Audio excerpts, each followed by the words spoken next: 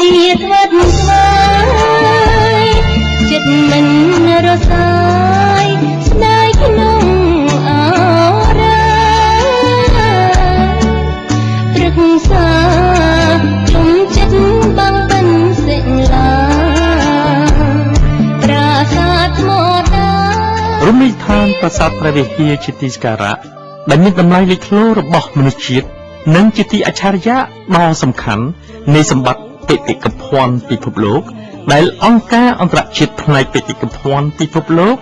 នៃផ្នែកមួយរបស់អង្គការអន្តរជាតិក្នុងវិស័យអប់រំវិទ្យាសាស្ត្រនិងវប្បធម៌ឬដែលគេហៅកាត់ថា UNESCO នោះបានទទួលឯកភាពនិងយល់ព្រមជាគោលការណ៍ថាត្រូវតែទទួលបានចូលក្នុងបញ្ជីបេតិកភណ្ឌពិភពលោកហើយក៏ត្រូវបានប្រកាសនៅក្នុងវេទិកាពេញអង្គលើកទី31ដែលប្រព្រឹត្តទៅនៅទីក្រុង Christchurch ប្រទេស New Zealand កាលពីខែកក្កដាឆ្នាំ2007រួចមកហើយនៅក្នុងនោះនៃសេចក្តីសម្រេចប្រកាសជាឧឡារិកគឺឃើញមានការប្រាជ្ញាពីមិត្តថៃថា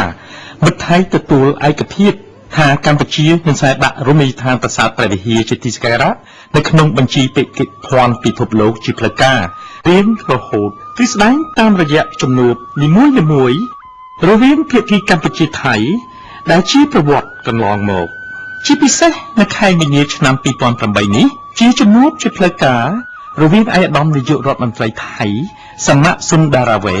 និងសម្ដេចអគ្គមហាសេនាបតីតេជោហ៊ុនសែនតបង្ហាញចំហសារជាថ្មីនិងបន្ថែមម្ដងទៀតថាคือประเทศไทยไม่ขัดข้องที่จะขึ้นทะเบียนเขาพระวิหารเป็นมรดกโลกไม่ขัดข้องเลยถ้าหากว่าไม่กระทบสิทธิในเรื่องเขตแดนนะครับការជួបពិភាក្សានេះគឺនៅក្នុងបរិយាកាសស្និទ្ធស្នាលវិជ្ជមានប្រកបដោយជំនឿទុកចិត្តដែលអ្នកសារព័ត៌មានបានកត់សម្គាល់តាមការលើកឡើងថាគណៈបព្វជិថៃសូមជូននៅបណ្ដាំ